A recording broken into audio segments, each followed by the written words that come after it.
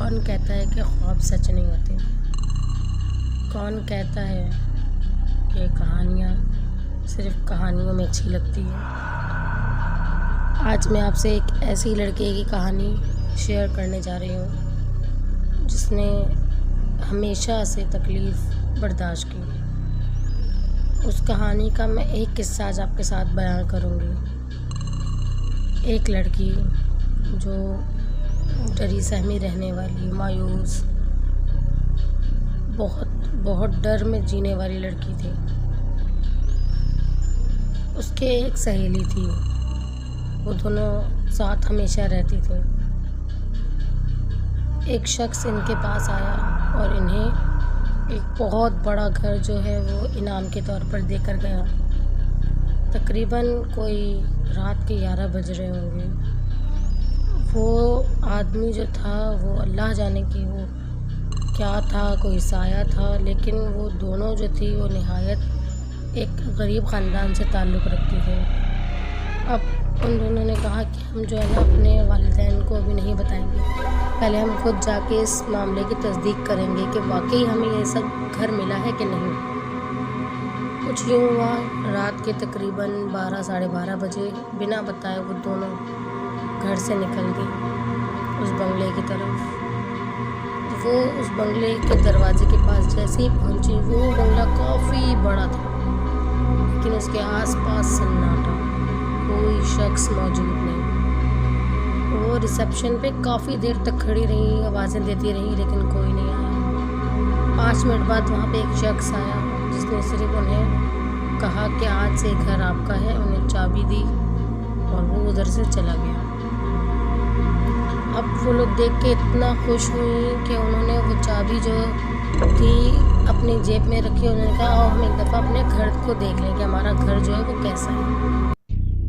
جیسے ہی وہ دونوں گھر کو دیکھنے کے لیے آگے کی طرف بڑھیں تو جو سامنے سیڑھیاں تھیں وہ بہت زیادہ گندی ہو رہی تھیں اور وہاں سے عجیب قسم کی انہیں بدبو آ رہی تھی۔ وہ پھر بھی اپنے گھر کو دیکھنے کے لیے آگے کی طرف بڑھیں۔ جیسے ہی وہ فرسٹ فلور پہ پہنچی، سامنے ڈھیر ساری لاشیں۔ جیسے ہی ان کی نظر پڑی وہ ڈر کے خوف زدہ ہو گئیں اور فوراً دروازے کی طرف بھاگیں۔ جیسے ہی دروازے تک پہنچی، دروازے کی کھولنے کی بہت کوشش کی انہوں نے، مگر وہ دروازہ نہ کھلا۔ پھر وہ ڈر کے 2 منٹ وہیں بیٹھی رہیں کہ چلو کوئی نہ کوئی آئے گا تو وہ وہاں سے چلی جائیں گی، لیکن ایسا کچھ بھی نہ ہوا۔ پھر انہوں نے کہا چلو ہم یہاں سے نکلنے کا رستہ ڈھونڈتے ہیں۔ رستہ ڈھونڈنے کے لیے وہ سیڑھیوں کے اوپر فرسٹ فلور پہ پہنچی۔ آگے پیچھے ادھر ادھر دیکھتے ہوئے انہیں کچھ رستہ نظر نہ آیا۔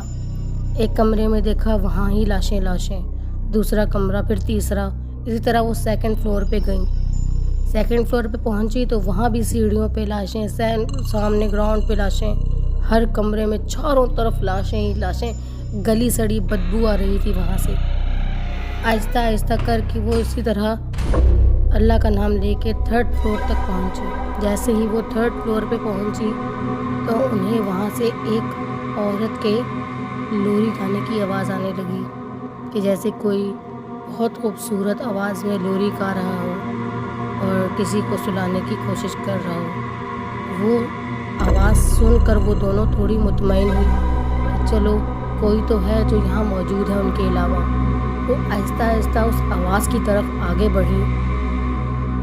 وہ آواز 3rd فلور کے 4تھے کمرے سے آ رہی تھی۔ انہوں نے آگے جا کے دیکھا کہ ایک عورت جس کی گود میں ایک بچہ ہے، وہ اس کو گود میں لیے بہت پیاری آواز میں لوری گا رہی تھی۔ وہ جیسے ہی وہ دونوں اس عورت کے پاس پہنچی، اس عورت نے جیسے ہی ان دونوں کی طرف مڑ کر دیکھا تو وہ ڈر سے چیخ اٹھی۔ اس عورت کی گود میں جو بچہ تھا اس کے جسم پر سونڈیاں چل رہی تھیں اور بہت زیادہ بدبو آ رہی تھی۔ یہ دیکھ کر وہ خوف سے چھت کی طرف بھاگیں۔ ان کے پیچھے پیچھے وہ عورت بھی چھت پر آ گئی۔ وہ ڈر کے مارے چھت کے کنارے پر آ پہنچی۔ اس عورت کے نزدیک آنے کے ڈر سے انہوں نے چھت سے چھلانگ لگا دی اور پھر وہ بھی سایہ بن کر وہیں رہنے لگیں اپنے اگلے شکار کے انتظار میں، کیونکہ خوف کبھی ختم نہیں ہوتا اور کہانیاں بھی نئی شکلیں اختیار کرتی ہے۔